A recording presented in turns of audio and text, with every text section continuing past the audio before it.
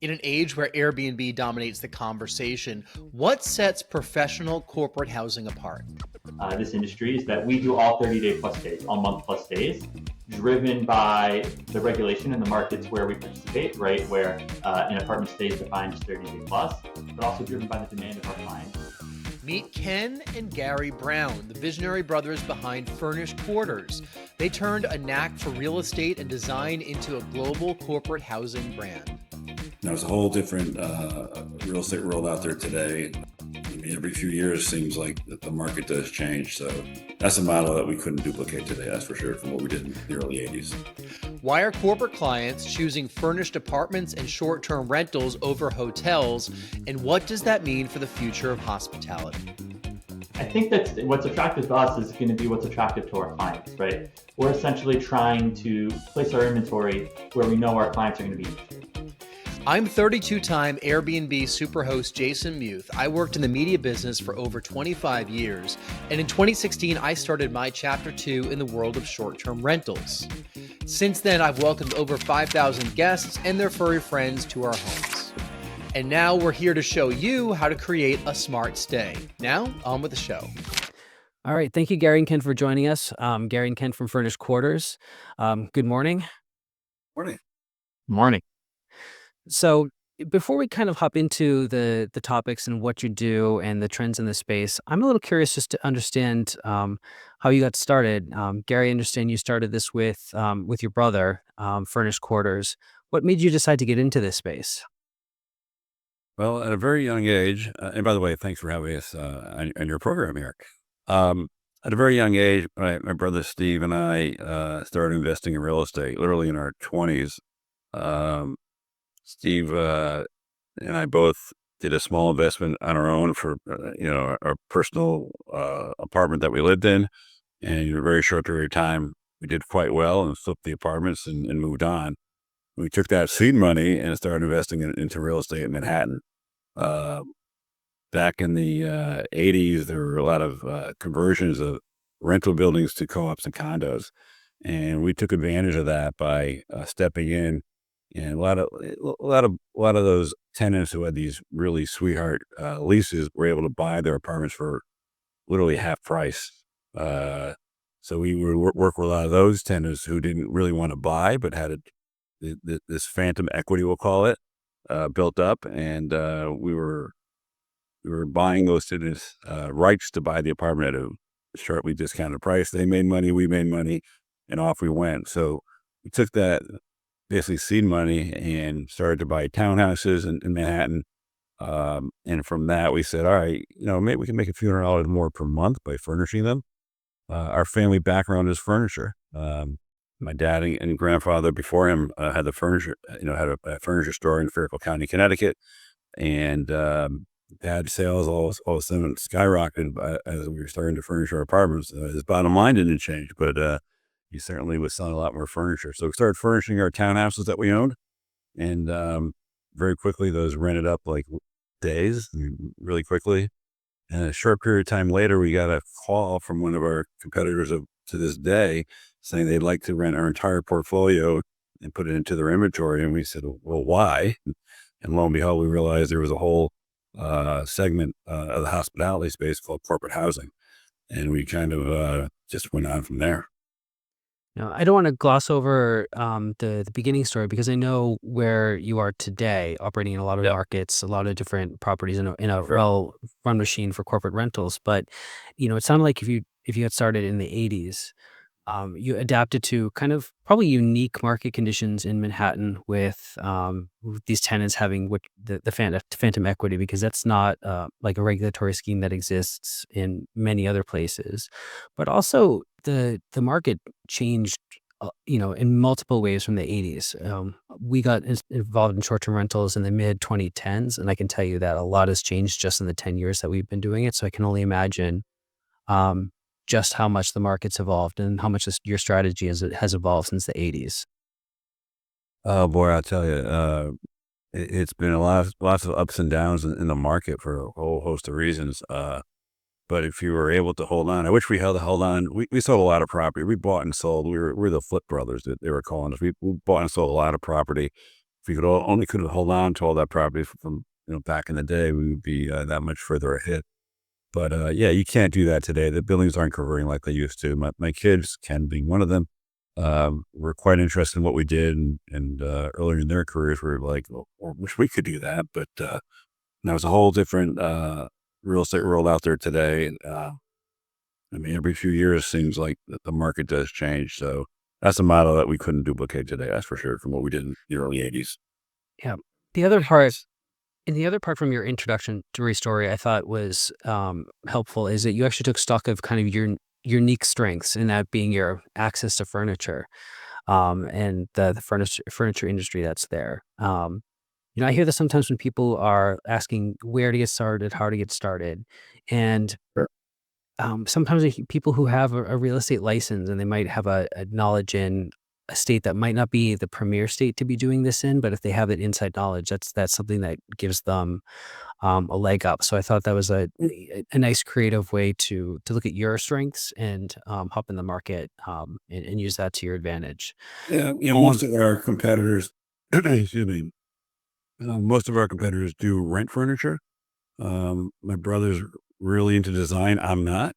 I'm more the business side of things. But he goes to North Carolina twice a year where they have the furniture show. He's been to Europe, literally to a houseware trade show. He says the largest trade show he's ever been to. You could cover it in a week.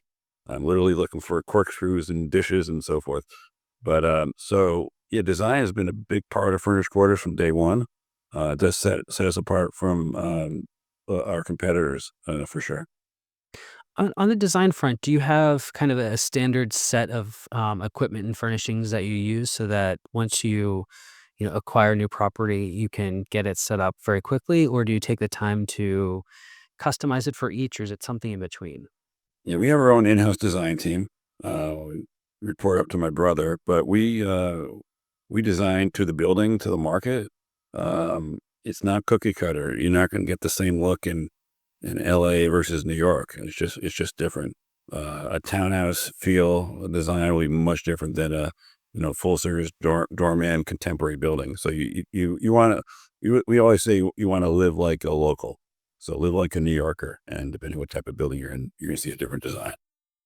All right. And before I get too far ahead of myself here, what is corporate housing? What is it that you do, and what is it that you prefer? Sure. Well, people talk about corporate housing. They often refer to temporary housing. Overseas, it's service apartments.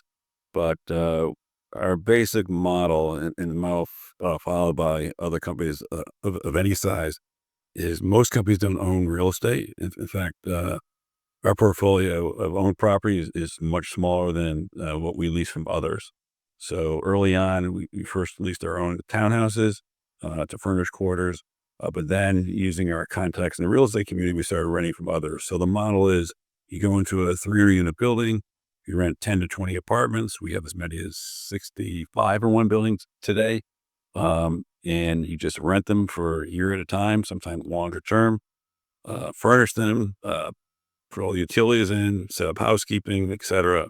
And and then we basically now sublet to our clients. That's the model. Okay. Who's renting from you? Who are your clients?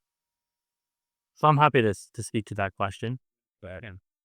So I think that when you think about who's renting to us, it's really a broad spectrum. You have, first of all, it's two larger buckets, right? You have the individual, then you have the corporate customer. And if you're thinking about an individual, that's going to be anybody who, for any reason not related to business, might need an apartment. So that could be someone who needs an apartment for family reasons, right? That could be, typically, it's going to be new child, divorce, change of family dynamic. Potentially you're renovating your home. Someone might need to stay for 30 days plus. And then if you look at the corporate customer, right, that's going to be someone who's relocating, someone who may be part of a group training project, someone who could be interning, someone who could be on a long-term project that instead of staying in a hotel prefers to stay in a furnished apartment. And I think a big difference in our company and how we run our business and how others may approach this industry is that we do all 30-day plus days, all month plus days. driven by the regulation in the markets where we participate, right? Where an apartment stay is defined as 30-day plus, but also driven by the demand of our clients. We really don't want to compete with hotels for 1 or 2 day stays. We're looking for everything to be 30 days plus. I think that's also a key differentiator from us and maybe some of the other listeners of the podcast or other companies that people might operate that are maybe in more vacation type destinations where you're doing a week or a longer stay. Everything for us is 30 days plus. A few years ago, we stayed in a corporate rental for, I believe, 35 days. So just over kind of the threshold you're speaking about there, because we had sold our place and we were waiting to close on our new home. So it's probably a use case that you've seen in there before. But I'm curious about your relationship with the owners of the apartment buildings, because when we were there, it was a mix of residents and the housing. So there were some people who were long-term tenants directly by the owner of the property. And then we were certainly not alone with being in a corporate rental in the space in downtown Boston. So how do you manage your relationships with the underlying landlord in the cases where you're leasing the units? Very carefully. Hmm. In an ideal world, what we like to do is take apartments and have an entire floor or two or three in a building. That would be ideal because there is going to be the transient nature of what we do. Um, so that's our first choice. But otherwise, in general, and mostly speaking, our clients are corporate. They're paying a lot of money. They're paying more money than anybody else in the building. And so as far as the type of tenant that we attract, it's generally a good group of people that don't cause problems. Now, that's because you make a lot of money and spend a lot of money doesn't mean you may create problems with the building, but certainly no more than any other tenant. And the advantage to a landlord is we're in buildings literally for 20 years. So even in a market like New York, where the vacancy rate is 3, 4, 5%, factor in zero. That's a big incentive for a landlord, and a check that comes every month.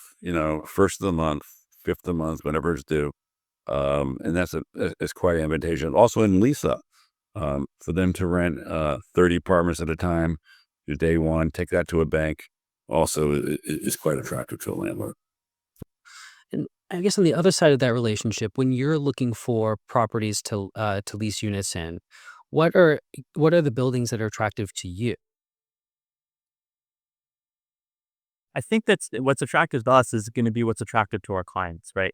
We're essentially trying to place our inventory where we know our clients are going to be interested. So, you have a corporate customer. What's important to them? There's going to be a segment of people that want to be close to the office. I want to be walking distance. I want to be able to roll out of bed and go to work. You have certain people that want to be in trendier neighborhoods. I want to have something that I'm going to be able to do at night, right? Go out, have a bite to eat, have a nice time with my colleagues.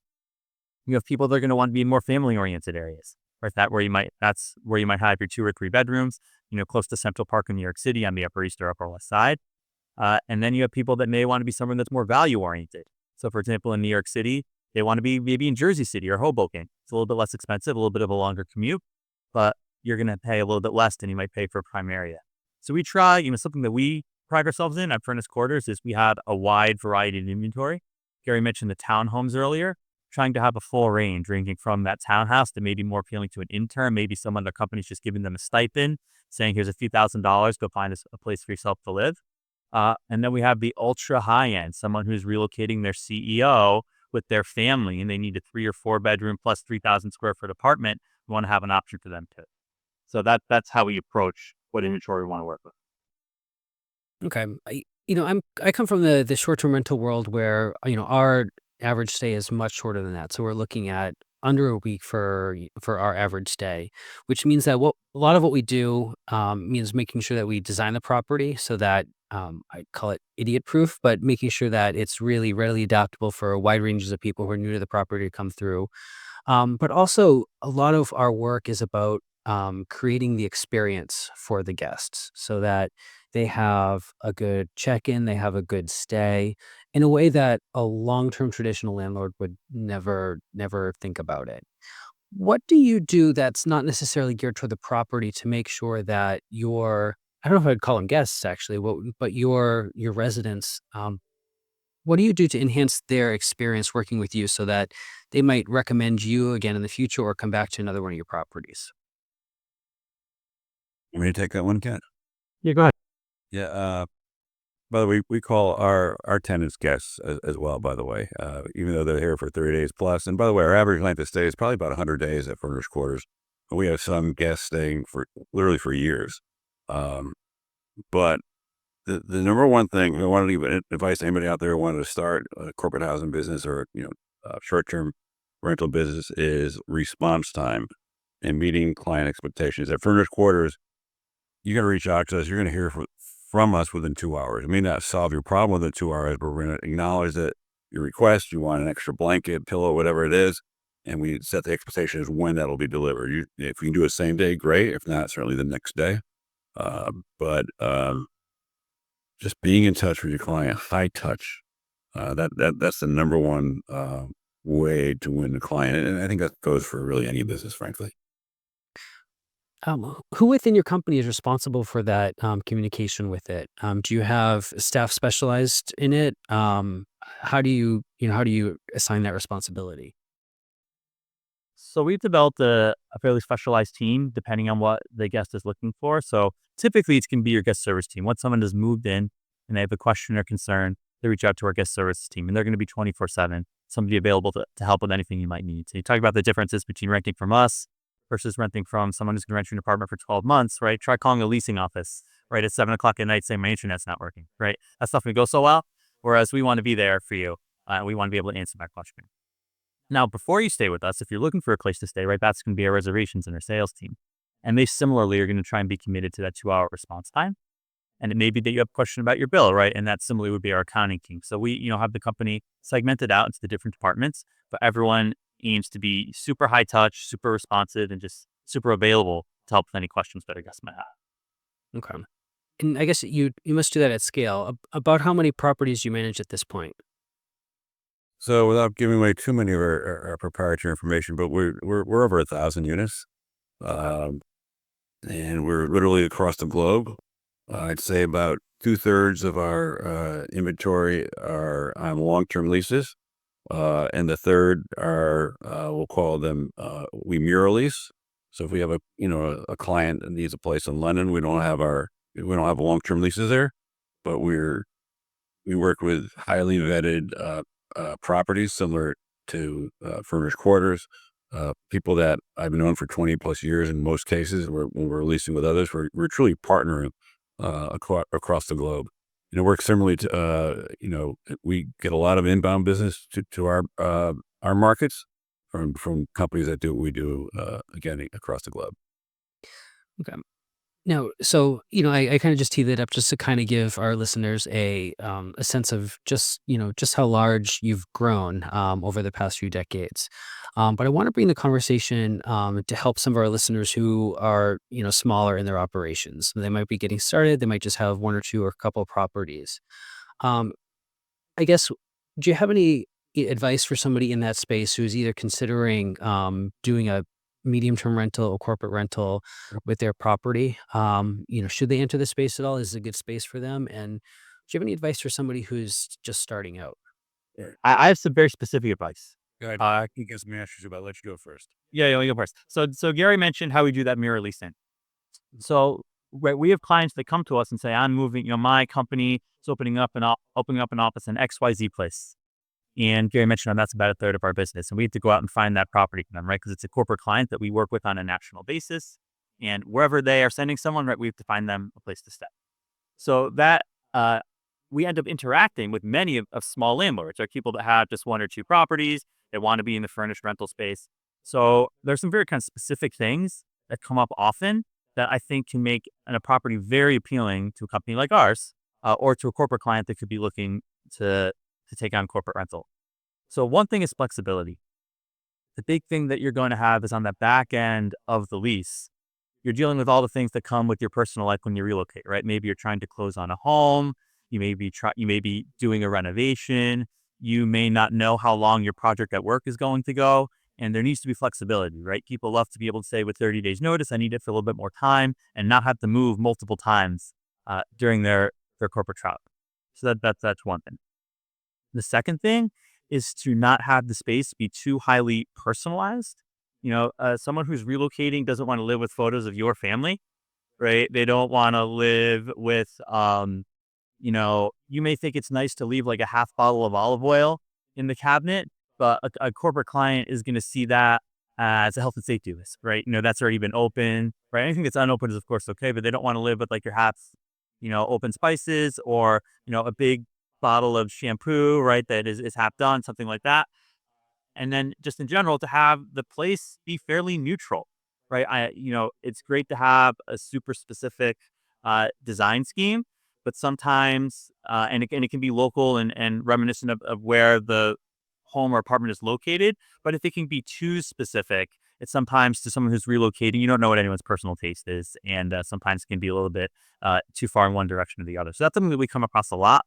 So just kind of some specific points that I would share in wanting to be appealing to the corporate rental space. It's so funny to listen to your answer, Ken, because my approach, great answer. You gave a lot of good information there, but my approach is far different. I look at it more from the 30,000 foot level and talk about our industry. Our industry is made up of probably in the U.S. close to 1,000 corporate housing companies. You take out the top 20 or even 10 to 15, they're small. They're single city, up to 100 units. Some providers are, 20, 30, 40 units. And certainly there are plenty of people out there we know Airbnb-ing it, right, with their, 1, 2, 3, 4, 5 units. So we have an annual conference, corporate housing conference, and it is really more geared toward the smaller provider, not the large ones. Like Furnished Quarters, we have a lot of people. We have a whole tech department, design department, all that. When you're operating in one city, it's you as the owner who's gonna. I'm sure, at least to start, you're gonna be making beds and doing all sorts of things. Buying all the housewares and so forth. I remember that quite well. Going shopping at the Targets of the world and buying 10 of everything, right? And trying to get the best deal possible, dealing with the sales folks at those stores. So, but my number one advice is just understand you have to roll up your sleeve and kind of be a jack of all trades. And you can do quite well. You get to 50 apartments, you can do quite well in one city. And then the other thing where you might be in a really good position to give some help is taking that person who has just a couple units and starting to scale. Maybe they don't necessarily have aspirations to get to 1,000, but I know in any sort of business, once you start to, add a certain number of clients, a certain stream of business, it becomes a lot to manage and to handle, and you have some new operational challenges. Any advice on somebody who's scaling up their business and adding, who'd like to add more? You gotta hire good people. You gotta hire good people. And the one thing about corporate housing, it's 365 days a year. Even to this day, it's rare that at least on the weekends or the evening, I'm looking at my email. I personally will step in with a guest who's they all know. My team knows that when someone's on the ledge ready to jump, it's time for me to make that call from the owner. Nothing like getting a call from an owner. So I do a lot of that. I actually enjoy it, talking to our guests and learning what we can do better. But definitely number one is it's great to have a partner. If not a partner, that right-hand person who really just knows the business inside and out. Gotta hire good people, man. And then kind of the last major subject I definitely wanted to hear from you on are just trends in the business and people staying. I know, I referenced the short-term rental world as an analog where we've seen a lot of changes and things have changed. Consumer expectations is kind of the headline has changed from 10 years ago. And now consumers expect the best level of service, the best level of property in a way that 10 years ago, they were very forgiving on. So the kind of only the best survive, I think, going forward. But, in other analogous industries, such as co-working, just the way people work, the way people travel, a lot has really kind of changed in the past few years. What are some of the biggest trends that you've seen, and where do you think we're going? I think a big trend is, like any industry, I think COVID reshaped uh, the temporary housing space. And I think that that happened. COVID was at the tail end of the Airbnb-ification, right, of the housing space. When Gary started a company 25 years ago, you have to do a lot of explaining, right, as to what is furnished quarters, what do you do, what do you mean it's furnished, it includes everything.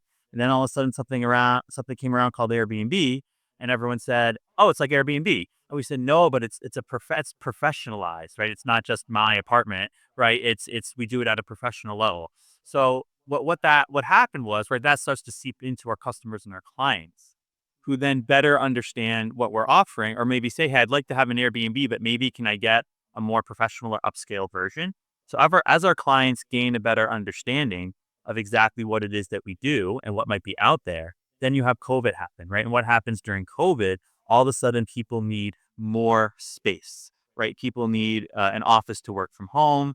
People might say, "I'm in a big city, living in an apartment. I'd like to be somewhere with some outdoor space, maybe in a single family home." So what that, I think, has led to is our clients asking much more of us, both from the experience, but also what types of properties do we have? They aren't just saying, "Hey, I want to have a one bedroom next to my office." I'm not going to the office, right? They might say, "I want to be with my family in a four-bedroom space in the suburbs while I telecommute and then go to the office twice a week." So I think that people have a better understanding of what our industry is, what we offer, and what's out there. And in turn, they're wanting more, both in terms of the experience, but also in terms of variety. Yeah, I'll echo some of Ken's comments. When we started the first 15 years of our business, there was no Airbnb. The elevator speech was a long one to try to explain to people what I did for a living. And now with Airbnb out there, it's really helped put a focus on this segment of the hospitality industry. And what a corporate housing company can do over an Airbnb is provide a consistent, clean product with high touch, with security, which you don't often get with Airbnb. Uh, 24/7 service you don't get with an Airbnb. All depends on that unit owner and how resourceful, what is his response time, et cetera. So, um, you know, we're thankful for Airbnb. It's really helped us. And, compared to a hotel, what you get in a corporate apartment, you get three times the space at half the price. And, if I can generalize, it's been, I think the outlook for our industry is actually quite positive. I mean, the visibility of Airbnb is a bit of a double-edged sword because it certainly shines a light on our properties and what it is that we do. Um, but it also, it, I hear a lot of discussions about our properties, and it's as though short-term rentals are a new idea. It's as though corporate rental is this new idea that Airbnb invented, which is not at all the case. These have been arrangements have been around for generations, but it's kind of stolen a little bit of the narrative of what it is in how we do it. Um, in kind of lastly, I mean, you're a global company, and I contrast that to us when we're pretty localized to one region. Are there any trends that you see kind of among the world in different places, or are there, what other challenges are there to operate in a global scale in different markets? There there are some concerns today. Here we are in 2025. Um, we get a lot of overseas folks coming in domestically, right? So now it's tougher to get a visa.